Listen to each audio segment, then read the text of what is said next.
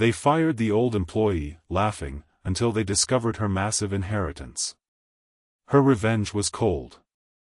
The sterile, unforgiving conference room hummed with a tension thick enough to cut. Sterling Finch, impeccably dressed in a suit that cost more than some people's annual salaries, leaned back in his ergonomic chair, a condescending smirk playing on his lips. Beside him, Zara Vance, her eyes gleaming with a predatory satisfaction, clutched a sleek tablet. Before them, a frail, elderly woman, her back slightly stooped, her plain gray cleaning uniform a stark contrast to the room's opulence, stood utterly still. She was Ilera, the company's oldest and seemingly most expendable cleaning lady. To Evelina Thorne, the woman behind the carefully constructed facade of Ilera, the scene was a meticulously crafted tableau of hubris, a final, sickening act in the slow dismantling of her life's work. Every gleaming surface, every expensive piece of furniture in that room, represented a principle abandoned, a value betrayed. Ilera, Sterling began, his voice dripping with mock sympathy, yet carrying an unmistakable edge of cruelty that grated on Evelina's ears. We've just concluded our quarterly efficiency review. And unfortunately, your services are no longer aligned with the future of Elysian Threads. He paused, letting the words hang in the air, a cruel silence amplifying their weight. Evelina could almost taste the smug satisfaction emanating from him. Zara let out a soft, almost imperceptible titter, a sound like glass shards, her gaze raking over Ilera's worn face, searching for a flicker of despair or confusion. It was the same look she had seen Zara direct at countless loyal employees, reducing decades of dedication to mere numbers on a spreadsheet. Ilera, however, did not flinch. Evelina ensured her posture remained unwavering. Her eyes, though veiled by the passage of time and the carefully cultivated persona, held a flicker of something far deeper than mere resignation, a knowing calm that Sterling and Zara, blinded by their own arrogance, completely missed. They sought weakness, and she offered them an impenetrable wall of quiet resolve. Her hands, gnarled with age and years of labor, some real, some feigned, remained clasped politely in front of her. "I understand," she murmured, her voice a soft rasp, utterly devoid of surprise or despair.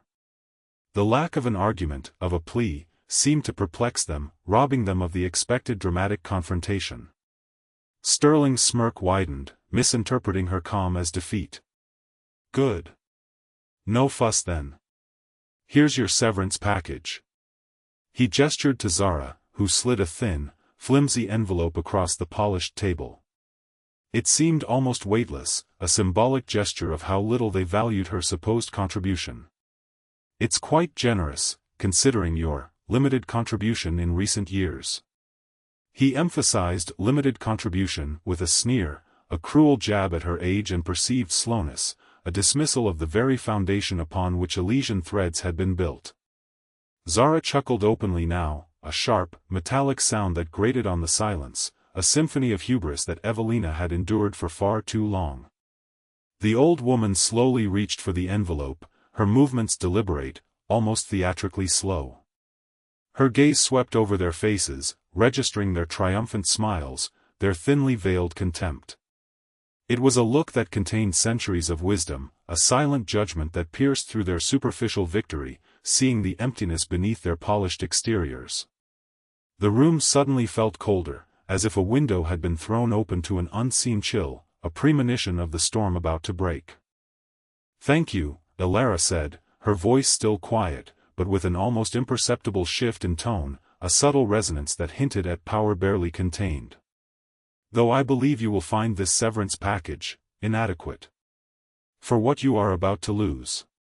Sterling's smile faltered, a flicker of uncertainty crossing his features. Zara's titter died in her throat, her eyes narrowing in confusion. They exchanged a puzzled glance. What was the old woman talking about? Her words seemed to carry an inexplicable weight, a subtle threat that defied their understanding, yet sent a prickle of unease down their spines. "Lose?"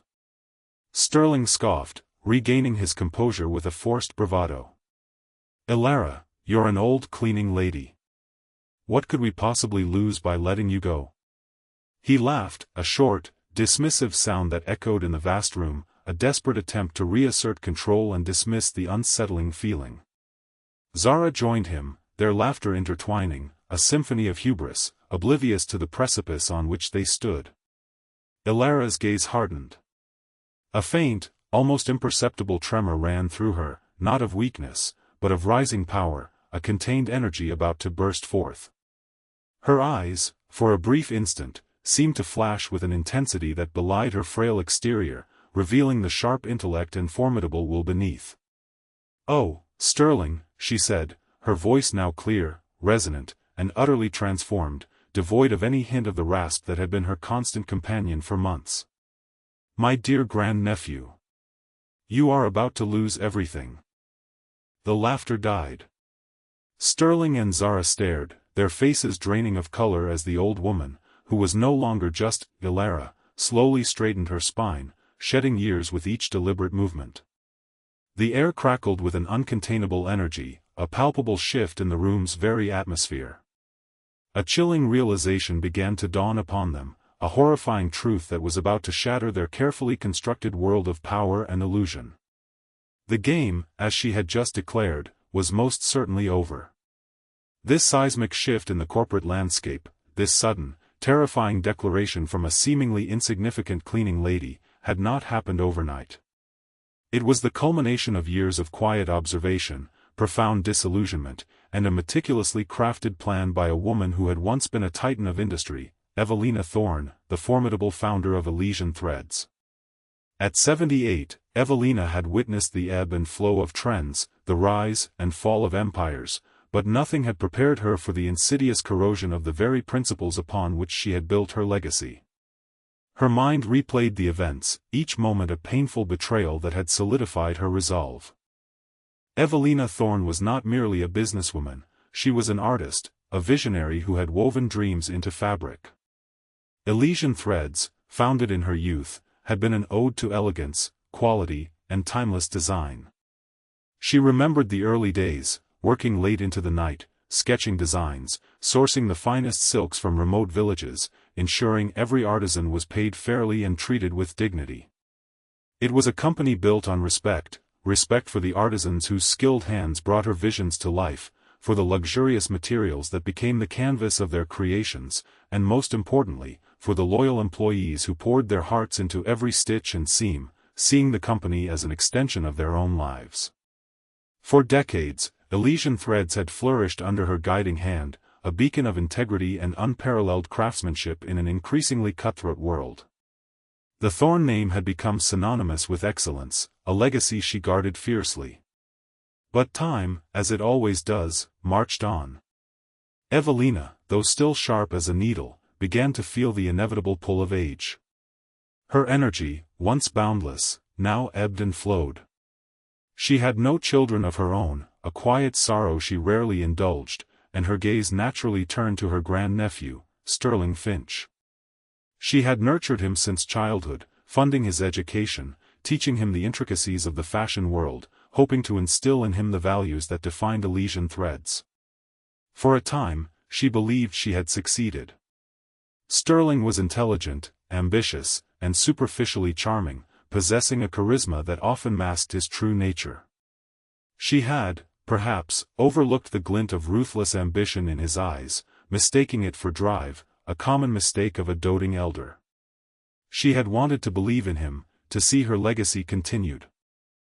When Evelina finally decided to step back from the day-to-day operations, handing the reins to Sterling, it was not a surrender, but a test.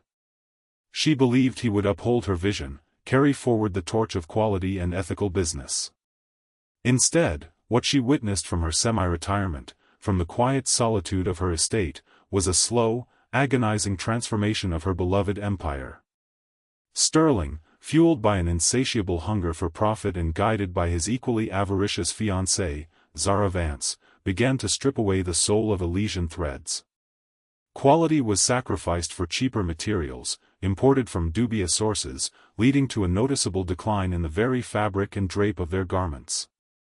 Ethical sourcing, once a cornerstone, became a quaint, unprofitable ideal, discarded for the cheapest labor available, regardless of the human cost. And most painfully, loyal, long-serving employees, the very heart of the company, were viewed as mere digits on a balance sheet, easily disposable, dead weight, to be jettisoned for quarterly gains. Evelina's heart ached with each new report, each whispered rumor. She saw her life's work being dismantled, piece by piece, by the very people she had entrusted it to. Sterling and Zara were obsessed with quarterly reports, stock prices, and aggressive expansion into new, often ill-suited markets, neglecting the very foundation of customer loyalty and employee morale that Evelina had painstakingly built. Their conversations, which Evelina occasionally overheard during family gatherings, were riddled with callous remarks about optimizing human resources and streamlining the old guard, always delivered with a sneer that chilled her to the bone. She even heard Zara mock the antiquated sensibilities of the brand, pushing for a gaudy, fleeting style that went against everything Elysian Threads stood for. The final straw came during a particularly brutal board meeting that Evelina, now a silent, advisory figure, reluctantly attended. Sterling, with Zara by his side, presented a plan to downsize non-essential personnel, a euphemism for the elderly, experienced staff who had dedicated decades to the company. He spoke of agility and innovation, his words hollow and devoid of genuine meaning, but Evelina saw only greed and a shocking lack of empathy in his eyes. She tried to intervene, to remind him of the human cost, to appeal to the values they had once shared, but her words were met with patronizing smiles and dismissive assurances. She was, in their eyes, an outdated relic, a sentimental old woman whose time had passed, her wisdom dismissed as senility. They offered her tea and condolences, while systematically destroying her legacy before her very eyes. It was then, sitting in that cold boardroom, watching her grandnephew dismantle her legacy with such casual cruelty, that Evelina Thorne felt a profound shift within her. Her disappointment morphed into a cold, calculated resolve. She realized that merely observing from afar was not enough. To truly understand the depth of their depravity, to gather the irrefutable evidence she would need for the inevitable confrontation, she had to immerse herself in their world, unseen and unheard. She needed to become a ghost, a shadow in the halls of her own empire. The idea was audacious, even for Evelina, a woman known for her daring business moves. She orchestrated a brilliant deception, faking a sudden, severe health crisis that led to her disappearance from public life. Her vast estate was seemingly put into a complex trust, her public appearances ceased, and a carefully crafted narrative of a frail, ailing recluse was propagated through controlled leaks to the press. While the world believed Evelina Thorne was fading away, confined to a sickbed, she was, in fact, preparing for her grandest role yet. She meticulously planned her transformation. A new identity was forged, Ilara, a quiet, unassuming elderly woman with a fabricated past involving a distant relative and a modest pension. She altered her gait, practicing a slight tremor in her hands, and refined a soft, almost meek voice that belied her inner strength. Her wardrobe became a collection of drab, functional clothing, purchased from discount stores, a stark contrast to the couture she once wore. Her distinguished silver hair, once meticulously styled, was now pulled back severely, hidden under a simple scarf, dulling its natural luster. She even perfected a slightly vacant stare that suggested age-related forgetfulness, a perfect cloak for her razor-sharp mind and keen observation skills. Every detail was considered, every nuance rehearsed until the facade was seamless. Evelina then, through a series of intermediaries, secured a cleaning position at a subsidiary of Elysian Threads, not the main headquarters, which might have posed too much risk of recognition, but a smaller, less prominent office where Sterling and Zara often visited to oversee their efficiency drives. It was the perfect vantage point. As Ilara, she would be invisible, a ghost in the machine, privy to unguarded conversations, subtle power plays, and the true character of the people now at the helm of her empire. It was a test, not just of Sterling and Zara, but of the very nature of humanity within the corporate jungle she had created. Her heart, once filled with pride for Elysian Threads, now harbored a single, potent desire, to uncover the truth, and then, to exact a cold, precise revenge, a justice she believed was long overdue. Evelina Thorne, now known as Elara, slipped seamlessly into her new life. The transformation was complete, inside and out. The physical discomfort of stooping, the aches of a body deliberately made to appear older and frilier, were minor inconveniences compared to the emotional pain of witnessing her legacy being systematically dismantled. Each day brought a new sting, a new confirmation of their destructive path. As Elara, she pushed carts laden with cleaning supplies through silent hallways, polished gleaming surfaces until her arms ached, and emptied countless trash bins, all while her keen mind processed every detail, every whispered conversation, every dismissive glance. She was an observer, a silent sentinel, gathering intelligence for the inevitable reckoning. The weight of her secret was immense, but so too was the certainty of her purpose. The contrast between her past and present was stark, almost comical in its irony. Once, she commanded boardrooms, her words shaping markets and dictating trends for an entire industry. Now, she navigated the labyrinthine corridors as a spectral presence, often ignored, sometimes even stepped over by employees too engrossed in their own affairs or too eager to avoid eye contact with the bold cleaner. This invisibility, however, was her greatest asset. She heard everything: Sterling's bombastic boasts about cutting costs and increasing profit margins, Zara's shrill complaints about the unnecessary expense of employee benefits or the waste of using high-quality materials, and the casual cruelty with which they discussed the lives of those who served them. She saw documents left carelessly on desks, overheard phone calls that detailed unethical business practices, and witnessed firsthand the fear and despair in the eyes of long-serving employees as restructuring notices were handed out. One typical morning, Elara was meticulously cleaning the glass partition of Sterling's office, her movements deliberately slow, her breathing a little ragged, feigning the struggle of advanced age. She heard Sterling's booming voice from down the hall, followed by Zara's sharp laughter, signaling their approach. They swept in, their voices booming with self-importance, oblivious to her presence. They were discussing the upcoming round of optimizations, a word that had come to mean mass layoffs in the new Elysian threads. "The numbers are clear, Zara," Sterling declared, gesturing expansively at a projection on his wall, a cold, calculating gleam in his eyes. "We're carrying too much dead weight. Especially the older staff. They're slow, resistant to new tech, and frankly, expensive. Their knowledge is outdated. We need fresh, cheap talent." Zara nodded, her pen tapping impatiently against a document, her face devoid of any compassion.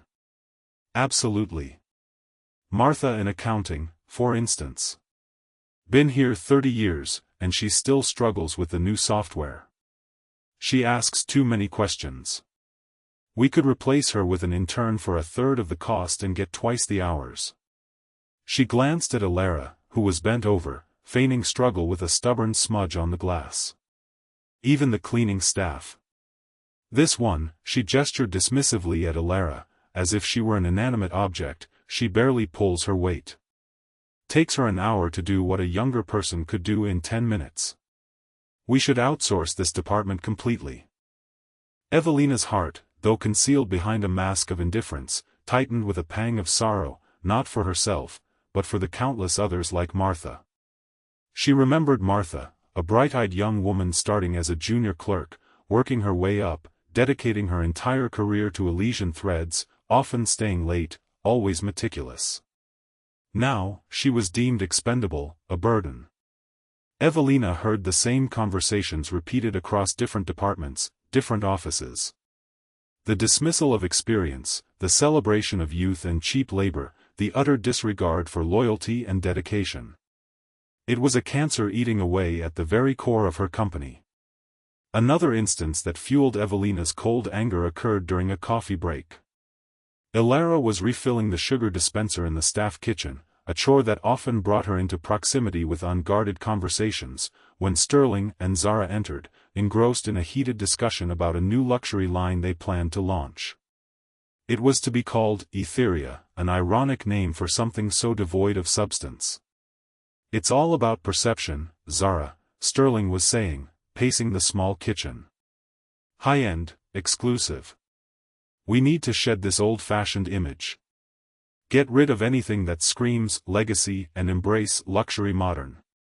Even the office aesthetics need an overhaul. It still smells like old people, like mothballs and stale paper. We need sleek, minimalist, sterile. He wrinkled his nose in disgust, glancing pointedly at Alara, who pretended to be engrossed in wiping down the counter, her mind seething. He was describing the very essence of her company, her vision, as something repulsive. Zara laughed, a high, brittle sound. Agreed. And the staff reflects that. We need fresh blood, people who understand the new vision, who are hungry for success, not content to coast. Not someone who looks like they stepped out of a Dickens novel, she sneered, her eyes raking over Alara's simple uniform and worn shoes, completely unaware that she was mocking the woman who had created the very empire she now sought to corrupt. Evelina felt a surge of indignation, a cold fire spreading through her veins. She, the woman who had defined elegance and luxury for decades, whose designs had graced runways and adorned royalty, was now being mocked for her appearance, a facade she herself had carefully constructed. The irony was palpable, and it only solidified her resolve. They were not just destroying her company, they were destroying its very soul, mocking the values she held dear, spitting on the legacy she had so painstakingly built. The evidence was overwhelming, and the time for action was drawing near. Amidst this relentless tide of greed and callousness, there emerged a beacon of unexpected kindness, Liam. Liam was a young intern, barely out of college, working long hours for meager pay, often surviving on instant noodles and stale coffee. His face often bore the tired lines of sleepless nights, yet his eyes held a genuine spark of idealism that was strikingly absent in the executives around him. He was a breath of fresh air in the suffocating atmosphere of the new Elysian Threads. Alara first noticed Liam when he stopped to hold a heavy door open for her as she struggled with her cleaning cart, laden with buckets and mops. "Here, let me get that for you, Alara," he had said, his voice gentle, his smile unforced. He didn't dismiss her with a curt nod or a patronizing glance, but treated her with the same respect he would offer a senior executive, a rare commodity in these halls. He saw her, truly saw her, not just the uniform. On another occasion, Alara was trying to reach a high shelf to dust some old files in the archives, deliberately emphasizing her age and frailty, making exaggerated grunts of effort. Liam, walking by, his arms full of boxes, immediately noticed her struggle. He didn't hesitate. "Need a hand there, Alara," he offered, without hesitation, placing his boxes down. Before she could feign a refusal, he reached up, effortlessly dusting the shelf himself. "Don't want you falling. These old buildings can be tricky, the ladders aren't always stable." He winked, a gesture of shared understanding, not pity, a silent acknowledgement of the small inconveniences of life that most chose to ignore. Evelina observed Liam closely, more intently than she observed anyone else. She saw him quietly offer his lunch to a colleague who had forgotten theirs, saw him patiently explain a complex software issue to a less tech-savvy employee who was clearly intimidated by the new systems, and even witnessed him volunteering to stay late to help another intern finish a demanding task, even though his own workload was crushing. He was often overworked, underestimated, and overlooked by Sterling and Zara, who saw him as just another cheap resource, interchangeable and insignificant. Yet, his innate kindness remained untouched, a pure flame in the growing darkness. He complained about the long hours, but never about the people. One particularly rainy afternoon, as a sudden, violent downpour lashed against the office windows, Alara was leaving, her cheap, worn umbrella offering little protection from the deluge. She shivered, the damp seeping into her thin uniform. Liam, noticing her shivering slightly from the lobby, called out to her. "Alara, wait. I'm heading your way, can give you a lift. It's no trouble at all." Evelina, surprised by the genuine concern, almost broke character, a flicker of her old self showing through. "Oh, no, Liam, I wouldn't want to trouble you," she demurred, her voice a little stronger than usual, quickly correcting herself. Liam simply smiled, his concern overriding her polite refusal. No trouble at all, really. It's a nasty storm. Come on, you'll catch a cold walking in this. He held his car door open, a modest, slightly dented sedan, but warm and dry inside. During the short drive, he talked about his aspirations, his hopes to make a real difference in the world, not just a profit, his frustration with the corporate obsession with profit over people. He spoke of his own struggles to make ends meet, of sending money home to his family, of the pressure to succeed, yet there was no bitterness, only a quiet determination and a resilient spirit. This company, he sighed, shaking his head slightly, a genuine sadness in his voice, it used to be about more than just numbers, didn't it? My grandmother always spoke so highly of Elysian Threads, the quality, the ethics, how they treated their employees like family. She worked for a supplier for years and always spoke of Ms. Thorne with such reverence. It feels different now. Like the soul has gone out of it. He looked genuinely sad, a profound disappointment etched on his young face. Evelina listened, her heart swelling with a quiet sense of hope, a warmth she hadn't felt in months. Here was a young man, untainted by the cynicism that permeated the corporate world, who still believed in the values she had tried to instill, values that had been lost. His words were a soothing balm after the constant barrage of Sterling and Zara's avarice and disdain. He saw the company not just as a source of income, but as a legacy, a living entity that deserved respect, that had a moral obligation. He understood. These small, unassuming acts of kindness from Liam, set against the backdrop of Sterling and Zara's escalating cruelty, provided Evelina with the final pieces of her intricate puzzle. She had seen enough. The test was complete. She had witnessed the depths of human greed and the quiet resilience of genuine empathy. She now knew precisely how her empire had fallen, and more importantly, who was truly worthy of rebuilding it, who possessed the character and integrity necessary for such a monumental task. The pieces of her cold, calculated revenge were now meticulously aligned, ready for the grand unveiling. The stage was set, the final act about to begin. The day of the final reckoning arrived, cloaked in the guise of a routine board meeting. Sterling and Zara had called a special session to announce the complete restructuring of Elysian Threads, effectively dissolving any lingering connections to its storied past and fully rebranding it under their new, profit-driven vision. It was to be their triumph, the final nail in the coffin of Evelina Thorne's old-fashioned ideals, a public declaration of their absolute control. They had even scheduled the formal dismissal of the last few, redundant, employees, including, inevitably, Ilara, seeing her as nothing more than a final, insignificant piece of clutter to be swept away. Evelina, still in her guise as the frail cleaning lady, was instructed to clean the board room one last time before the meeting commenced. She moved slowly, dusting the gleaming mahogany table, arranging the plush leather chairs, her movements as deliberate as ever, but with a subtle undercurrent of anticipation, a controlled excitement that pulsed beneath her calm exterior. She heard Sterling's booming voice from his office down the hall, rehearsing his triumphant speech, his words filled with self-congratulation, while Zara's high-pitched, almost manic laughter punctuated his every boast, celebrating a victory they believed was already won. She felt a grim satisfaction at their unsuspecting arrogance. Finally, the executives began to trickle in, filling the room with the scent of expensive cologne and nervous energy. There was a mix of old guard who looked resigned, their faces etched with quiet despair, and new faces who radiated an almost zealous commitment to Sterling's agenda, eager to prove their ruthless efficiency. Liam, the young intern, was also present, instructed to take notes. Evelina noticed his slumped shoulders, the tired lines around his eyes. He looked particularly disheartened, his usual spark dimmed by the bleak atmosphere and the cruel decisions he was forced to witness. His gentle spirit was clearly bruised by the corporate ruthlessness. Sterling and Zara entered last, radiating an air of untouchable authority, their faces alight with triumphant smiles.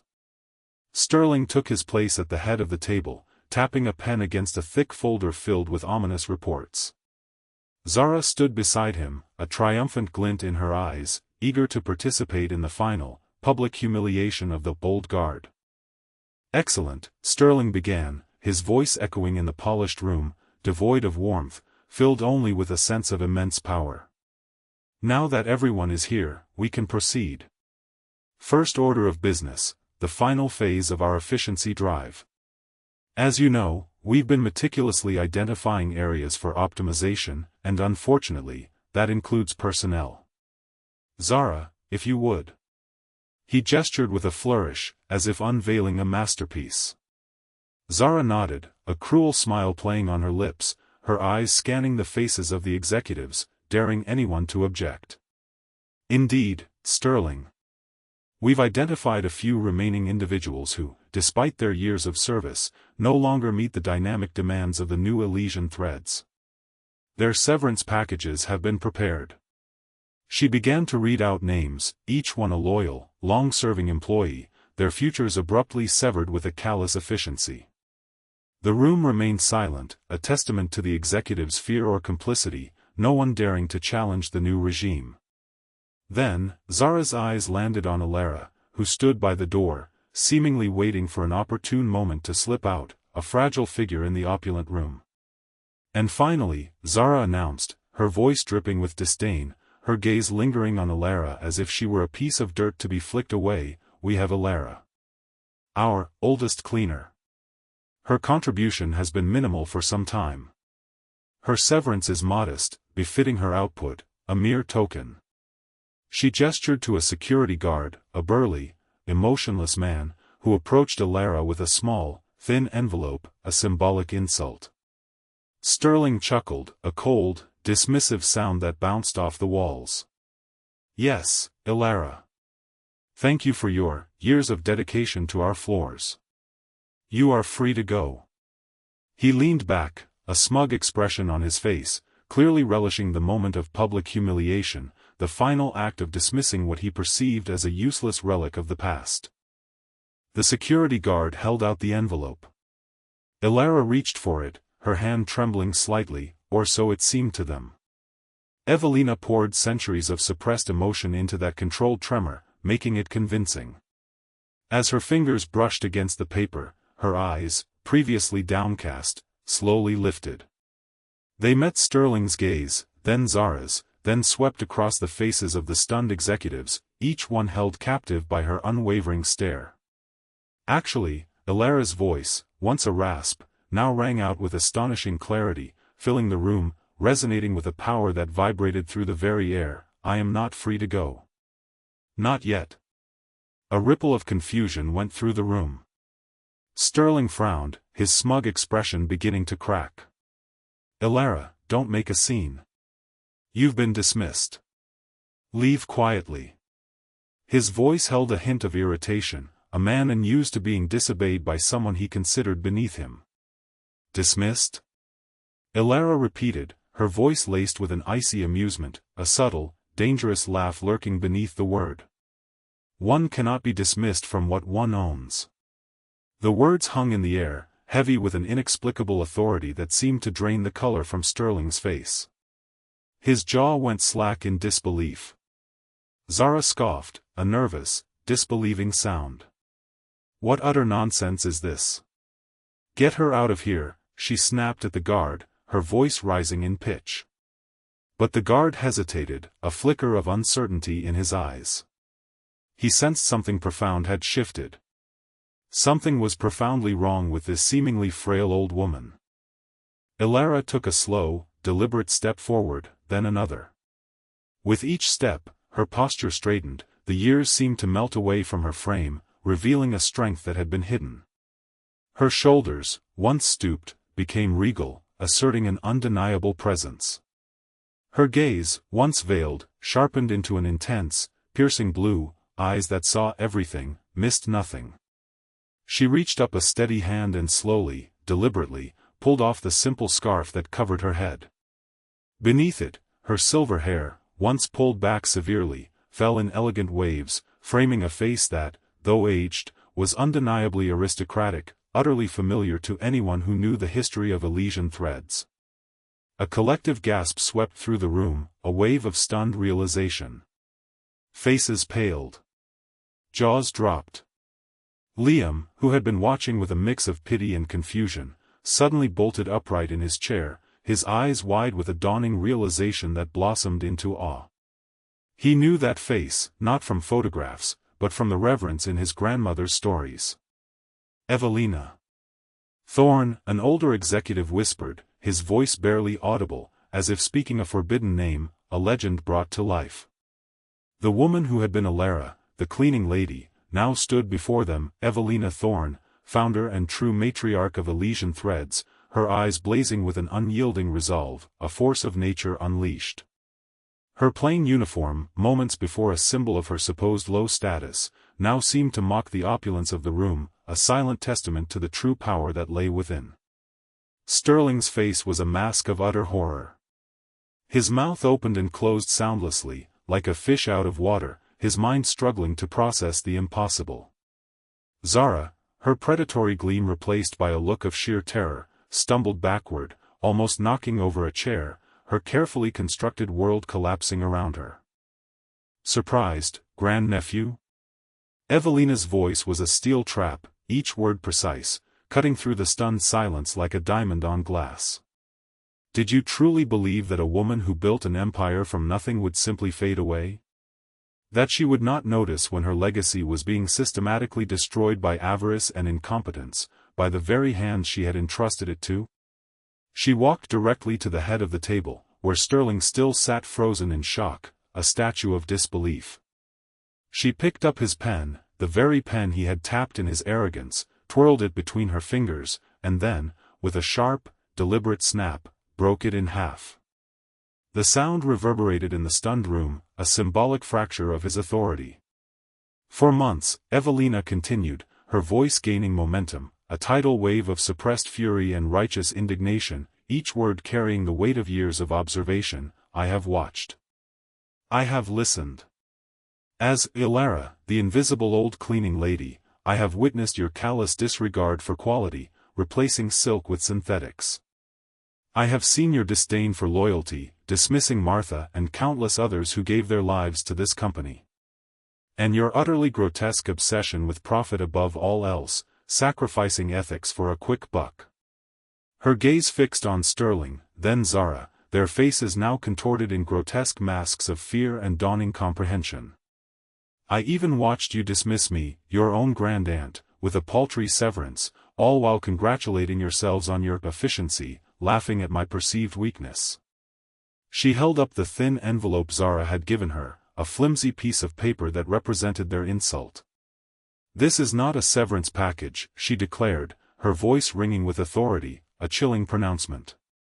It is a testament to your blindness, your greed, and your ultimate undoing. Just then, the main doors to the boardroom swung open, revealing a team of impeccably dressed lawyers, led by a formidable-looking woman with a briefcase clutched in her hand, her expression stern and resolute. They entered, their presence commanding, their faces grim, their very appearance solidifying the irrevocable shift in power. "Good morning, Ms. Thorne," the lead lawyer, Ms. Davies, stated, her voice formal and clear, addressing Evelina with the utmost respect. "We are here, as per your instructions, to initiate the legal proceedings regarding the rightful ownership and management of Elysian Threads." She turned to face the stunned Sterling and Zara, her gaze unwavering. "And to inform Mr. Sterling Finch and Ms. Zara Vance that, as of this moment, they are relieved of all duties and responsibilities within the company. Furthermore, the assets of Elysian Threads, which were never truly transferred but merely placed under a temporary, revocable trust in Mr. Finch's care, are now fully back under Ms. Evelina Thorne's direct control. The conditions of the trust were not met, rendering his stewardship null and void." Sterling finally found his voice, a strangled whisper, laced with desperation. "But, the inheritance. Your will. You left everything to me. It's all in the documents." Evelina smiled, a cold, unyielding smile that held no warmth, only the grim satisfaction of a carefully executed plan. "Did you truly believe I would be so foolish, Sterling? My will, my inheritance, was a final test. A test you failed spectacularly, in every conceivable way, proving yourself unworthy of such a legacy. The real inheritance, the true ownership of Elysian Threads, was never truly yours. It was merely a carefully laid trap, designed to expose your true character, your avarice, your contempt for the very soul of this company. And you, my dear grandnephew, walked right into it, blindly, greedily. The room erupted in whispers, a cacophony of shock and revelation. The executives were aghast, their own positions suddenly precarious. Sterling and Zara stared at Evelina, their faces a mixture of disbelief, rage, and a terrifying, dawning realization of the colossal, irrevocable mistake they had made. The mask of Elara had fallen, revealing the formidable empress beneath, and her revenge, promised to be cold, had just begun to freeze their world, turning their triumph into ashes. The aftermath of Evelina Thorne's dramatic reveal was nothing short of cataclysmic for Sterling Finch and Zara Vance. The once impenetrable walls of their hubris crumbled instantly, exposing the hollow foundations of their ambition. The boardroom, moments ago a stage for their triumph, became the arena of their public, agonizing downfall, a spectacle of their undoing. Sterling, still reeling from the shock, lunged forward, his face contorted in a mix of fury and desperation. "This is impossible. It's illegal. I have documents. Contracts," he shrieked, his polished composure utterly shattered, reduced to a desperate, flailing man. Evelina simply raised a hand, stopping him cold with a gesture that conveyed absolute authority. "My lawyers have all the necessary documentation, Sterling. Every signature, every clause, every legal loophole. The trust was revocable, contingent upon my continued incapacity or demise. Neither of which, as you can plainly see, has occurred. Every I was dotted, every T crossed. Your legal team, if you had bothered to consult them, would confirm this." Her voice was calm, yet each word was a hammer blow, crushing his last vestiges of hope. "And my will, the one you so eagerly anticipated, clearly stated that my true and final inheritor would be determined by a set of conditions that you, and Zara, failed to meet in every conceivable way. It was a test of character, not bloodline, and you showed none." The lead lawyer, Ms. Davies, stepped forward, her voice brisk and professional, cutting through the last of Sterling's protests. "Mr. Finch, Ms. Vance, you are hereby informed that all company assets, including your executive salaries, bonuses, and any shares acquired under your directorship, are frozen pending a full audit. Furthermore, given the gross mismanagement, ethical breaches, and potentially fraudulent decisions made during your tenure, Elysian Threads will be pursuing legal action for damages, brand tarnishment, and corporate fraud." She handed each of them a thick legal document, their faces registering the weight of the charges. Zara, who had regained a semblance of her composure, her eyes narrow and cunning, tried to bluff one last time. "You can't do this.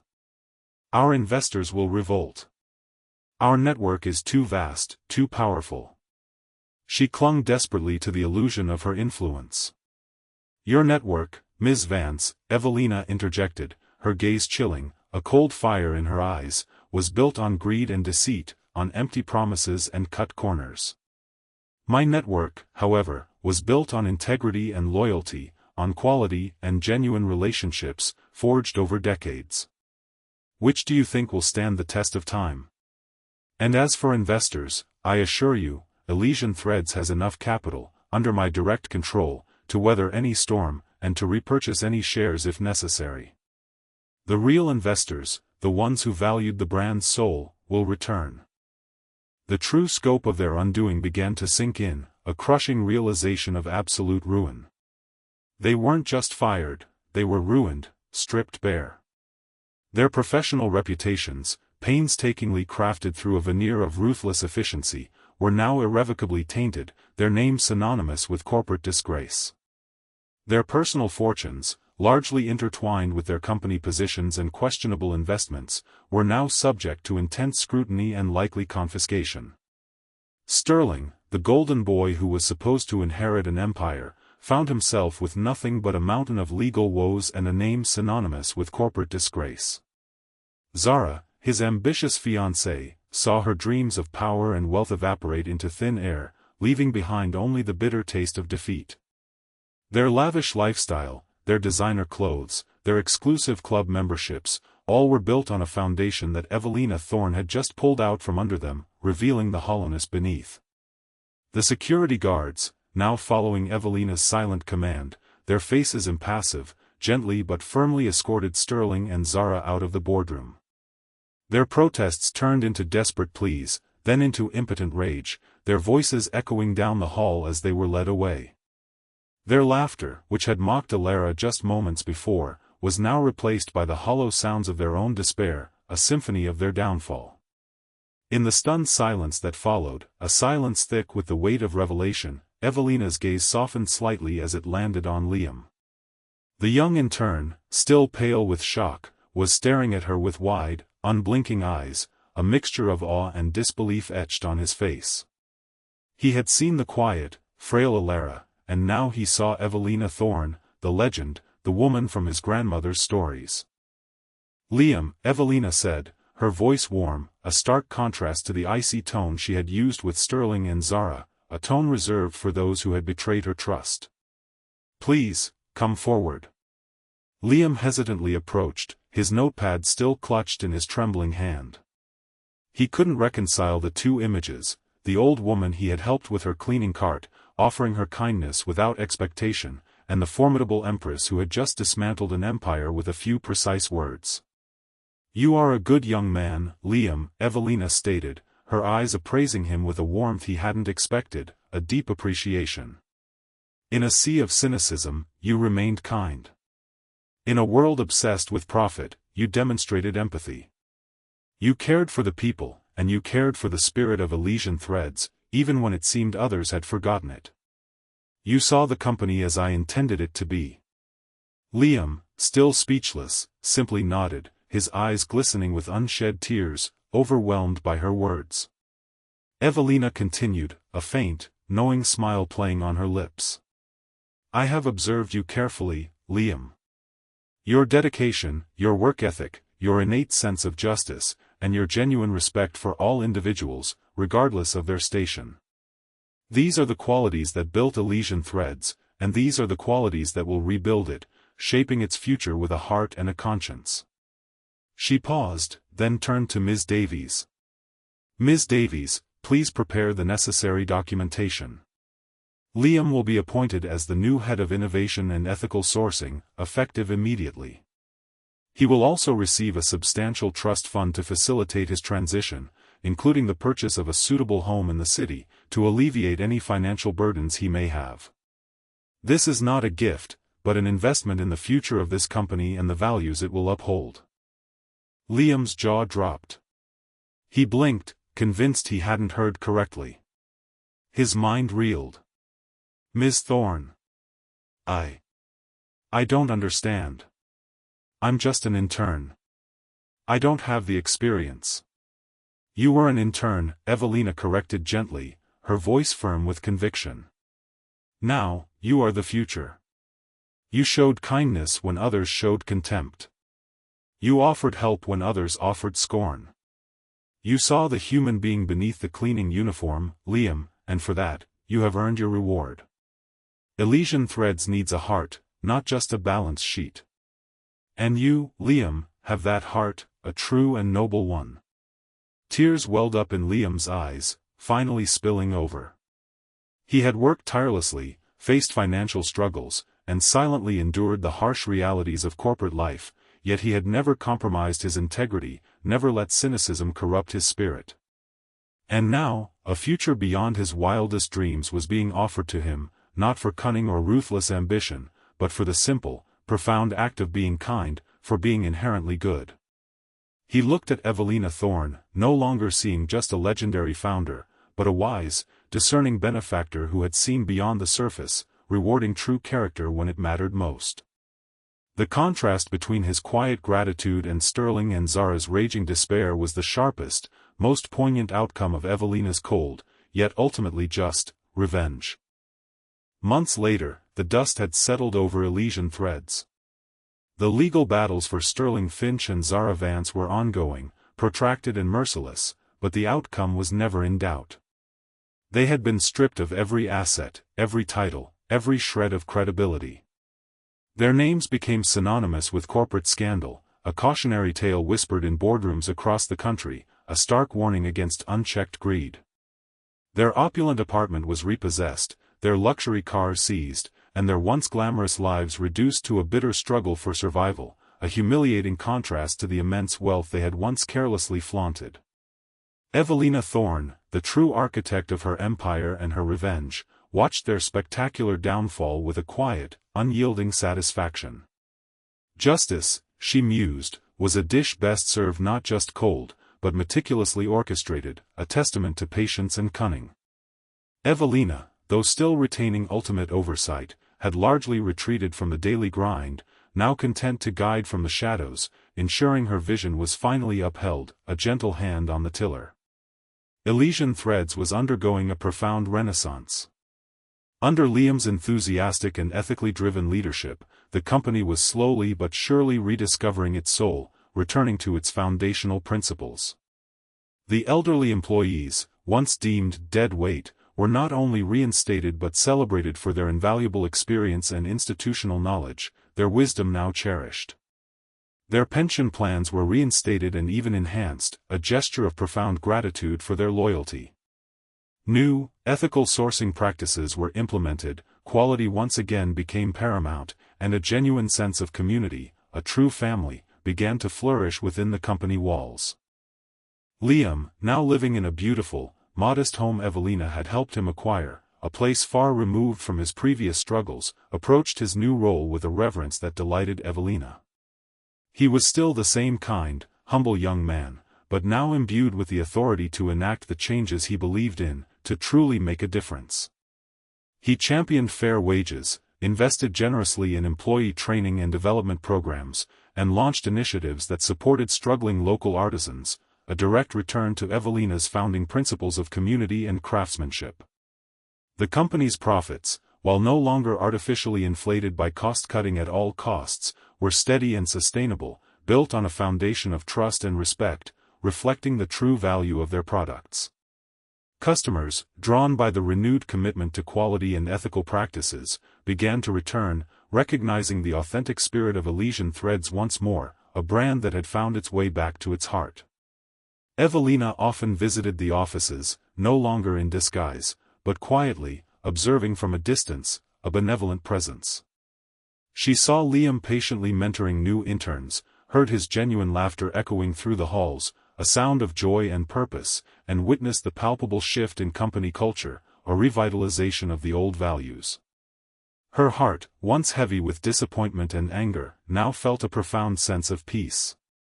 She had not only reclaimed her empire but had ensured its future was in the hands of someone truly worthy, someone who understood that true wealth lay not in material possessions, but in integrity, human connection, and the quiet dignity of a job well done.